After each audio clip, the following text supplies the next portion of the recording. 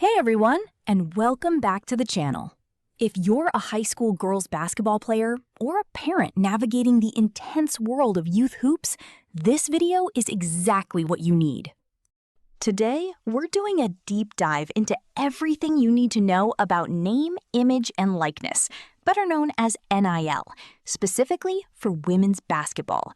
We're going to cover the basics, high school rules with a look at Illinois, what to expect in college, the heavy compliance stuff, and practical steps you can take right now to protect your future. Grab a notebook because we are getting right into it. Parents, if you are completely new to this and wondering what in the world is NIL, let's break it down to the absolute basics. NIL stands for name, image, and likeness. Simply put, it is the legal right for your daughter to maintain control over her own personal brand and earn money from her identity. What do those three words actually mean in the real world? Name, a brand paying to use your daughter's actual name to endorse their product. Image, a company using a photograph or her face on a flyer or social media ad. Likeness, anything else that clearly identifies her to the public, like a custom logo or an avatar in a video game. So, if a local restaurant pays your daughter to post a picture eating their food on her Instagram, or if she charges a fee to run a youth basketball camp, or if she gets paid to show up at a store's grand opening to sign autographs, that is her profiting from her name, image, and likeness.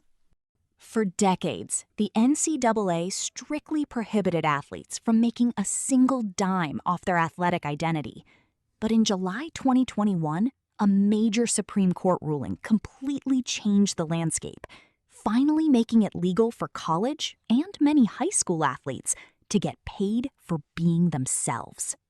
And here is the most important distinction every parent needs to understand. NIL is not a salary from the school.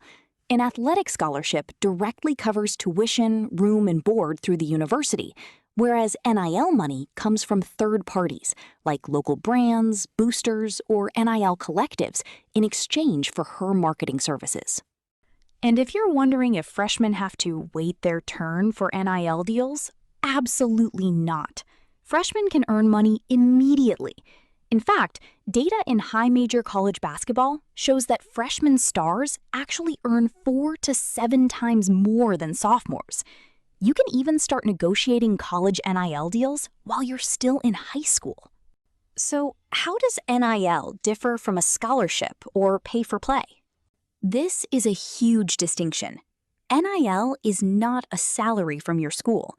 An athletic scholarship directly covers your tuition, room, and board through the university, whereas NIL money comes from third parties, like local brands, boosters, or NIL collectives, in exchange for marketing services. Pay-for-play, where a school or booster pays you simply for stepping on the court or committing to their team, is strictly prohibited by the NCAA. Okay, so that's college. But can high school players do NIL deals right now? In most states, yes, but high school NIL rules are governed state by state, not by the NCAA. Because many of you ask about Illinois, you are in luck. The Illinois High School Association, IHSA, currently permits high school NIL. However, you must know what is allowed and what is prohibited. Allowed activities generally include paid social media posts, endorsing local brands, hosting your own camps, and selling merchandise. Prohibited activities are strict. You cannot use your high school's name, logos, mascots, uniforms, or facilities in your paid promotions. You also cannot endorse adult content, alcohol, tobacco, cannabis, or gambling. Parents, please hear me on this. How you handle high school NIL deals directly affects college recruiting and NCAA eligibility. If an NIL deal lacks a valid business purpose and crosses the line into a recruiting inducement or pay-for-play, it can ruin your athlete's NCAA eligibility. NIL done wrong can limit future options, while NIL done right stays quiet until it actually matters. Let's talk about the college landscape, because women's basketball has become an absolute growth engine for NIL. Female athletes generate 4 times the total audience engagement of their male counterparts, and female fans show intense loyalty to individual players. How much do athletes actually make? While you see massive headlines, the vast majority of Division I players earn modest amounts, usually a few hundred to a few $1,000s a year. At the top end, elite national stars make $300,000 to over $550,000. High major starters command $100,000 to $300,000, and rotational bench players make $15,000 to $75,000. There are a few main types of deals you'll see: commercial brand deals, traditional endorsements, social media ads, and apparel deals; collectives, organizations funded by alumni and boosters that pool money to pay athletes for appearances and promotions; local endorsements, partnerships with local restaurants or car dealerships. NIL has completely revolutionized women's hoops. Look at players like Angel Reese. She leveraged her on-court rivalry and cultural relevance into 18 brand deals with major companies like Goldman Sachs, Puma, and Coach. Advertisers love women's basketball because players have strong individual brand identities, multi-year continuity, and authentic audience trust. A question we get all the time from high school recruits is, do I have to go to a Division I school to get an NIL deal? Let's break down how the NIL landscape shifts across different national athletic organizations. Unsurprisingly, NCAA Division I is the undisputed heavyweight champion of NIL. This is where the vast majority of the money sits, thanks to massive booster-funded collectives, national TV exposure, and the upcoming rules that will allow D1 schools to share millions of dollars in direct revenue with their athletes. If your goal is maximum earning potential and national brand deals, D1 is the peak. But what if you're looking at D2, D3, or the NAIA? The reality is that athletes at these levels typically earn very little from traditional NIL deals compared to D1 players. D3 programs, for example, have a very different philosophy and don't even offer athletic scholarships. However, you absolutely do not have to be a top player at a top school to earn NIL money. Smaller programs and NAIA schools often have strong, loyal regional support, making them fantastic places to secure local community endorsements, like deals with nearby restaurants or hosting local basketball clinics. Here is the biggest secret in the modern NIL era. The ultimate predictor of your NIL earning potential isn't your division, it's your social media engagement. A D3 player with a highly engaged audience of 100,000 TikTok followers can absolutely out-earn a D1 starter who only has 2,000 followers. Brands care about who can reach their target audience. Finally, what about junior college? Yes, NJCAA, JUCO athletes are permitted to profit from their NIL. But here is a massive warning for JUCO recruits. If you sign NIL deals while at a 2-year college and plan to transfer to a Division I program later, you have strict reporting rules. You will be required to report any third-party deals worth $600 or more to the NCAA's NIL Go platform within 14 days of starting classes at your new D1 school. So don't let a school's division dictate your brand's worth. Focus on where you will play, get a great education, and build your digital community. Now for the serious stuff: rules, compliance, and taxes. The Wild West era of NIL is transitioning into strict regulation. Under current Division I guidance, athletes must report any third-party NIL deals of $600 or more to a platform called NIL Go. The general deadline to report this is just 5 business days from agreeing to the terms. If you're a high school prospect heading to Division I, you usually must report prior deals within 14 days of starting full-time classes or before your first game. What about agents?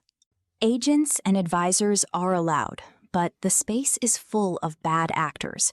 You must vet them carefully. Major red flags include unlicensed agents, people asking for large upfront fees for brand building, or pressure to sign long-term contracts with perpetual likeness rights. Never sign a contract that gives an agent a cut of your earnings in perpetuity after the relationship ends. And then there's the tax man. NIL income is taxable as regular income, and athletes are treated as independent contractors. You have to pay federal and state taxes, and you're responsible for paying self-employment taxes if your net earnings exceed $400.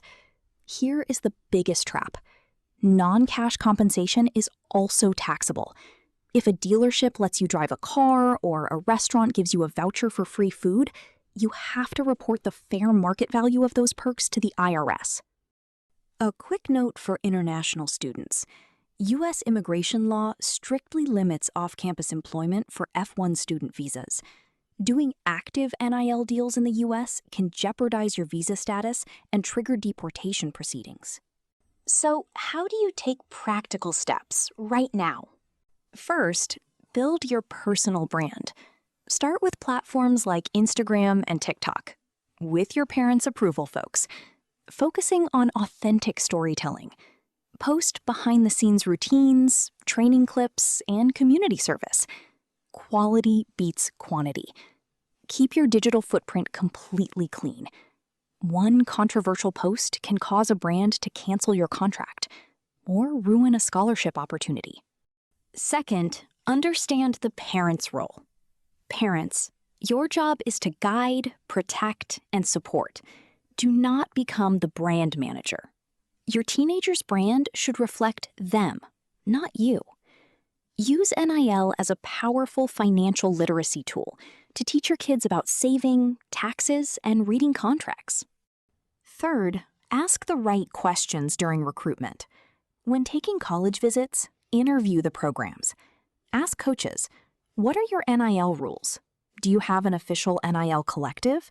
Is there a dedicated NIL coordinator on staff to help review contracts? Make sure you understand how the school supports their female athletes specifically. Before we wrap up, we have to talk about the risks and the realities of this stuff. Common NIL fails include falling for agent scams, signing deals that conflict with your school's official sponsors, or agreeing to vague contracts without real deliverables. NIL has also created what experts call the locker room paradox.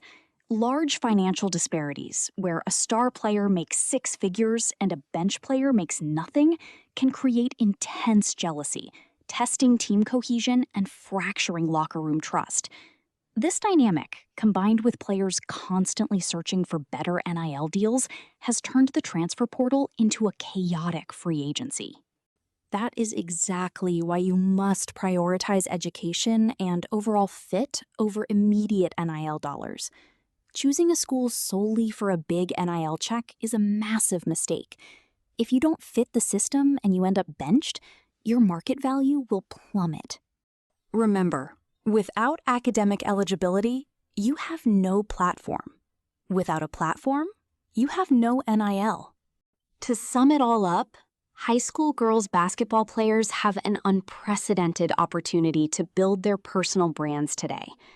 Know your state rules, document your deals, set aside 25 to 30% of your earnings for taxes, and always put your development on the court and in the classroom first.